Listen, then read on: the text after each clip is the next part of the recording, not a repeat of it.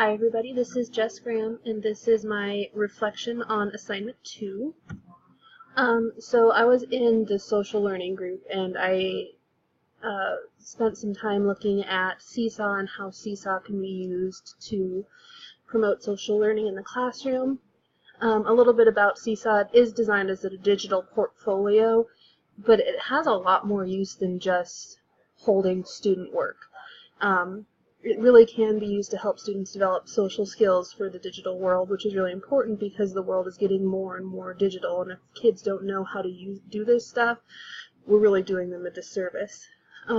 Seesaw is something that I started using in May of last school year, so for about 3 weeks I used it, just because it was something that I'd heard a lot about and I wanted to give it a try to see if it's something that I wanted to actually use in the coming school year, which I do.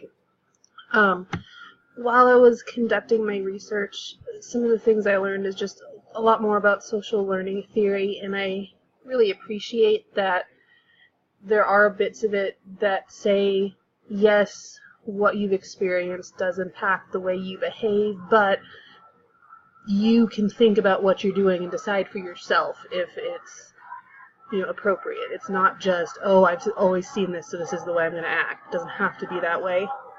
And I actually spent a lot of time, my intention was to look at how Seesaw can be used to promote social learning, but I actually spent a lot of time looking at just ways in general to promote social learning, and a lot of what I saw is that, yeah, there's a lot of digital platforms or digital tools that you can use to help with social learning, but it's not really about the tool. It needs to be about the skills you want them to learn, and then if a tool can help with that, then you use it. You don't just use the tool because for the fact of using the tool.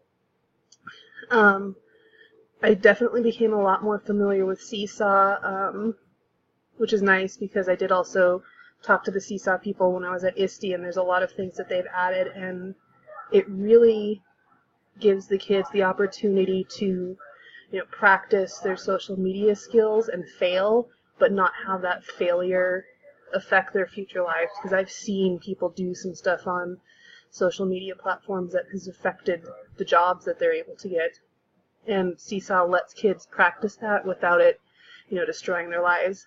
I also, from one of my group members, learned a lot more about Padlet, which I've seen Padlet before, but I've never used it before, and there's a lot of stuff on there that I'm like, oh, I didn't know you could do that with Padlet, so I'm really looking forward to using Padlet next year with my kiddos as well. And then also, we had a group member who is looking at social learning from more of the adult learner perspective, which is interesting just because that's not what I do. I don't teach adults. I don't want to teach adults, but it's interesting to see how things that we do with the younger kiddos is applicable to things that you're doing with adult learners. Excuse me. Some takeaways that I have from this. First of all, collaborating in a completely online digital way is really hard, especially in the summer when people are traveling and gone, and for teachers, we're on vacation right now, I've been gone a lot, so it's hard to do that.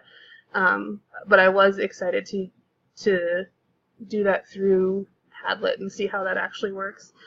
My other big takeaway, and I said this earlier, is not to be so hung up on the tool that you want to use. It's not really about the tool. Focus on what you want to do, and then if there's a tool that's going to make that even better, then you use the tool. I think that's something that a lot of people forget because they just say, oh, I'm going to use tech, and I'm going to use tech, and I'm going to use tech. Well, it's not really what it's about. It needs to be about the learning. So that's it. Thanks.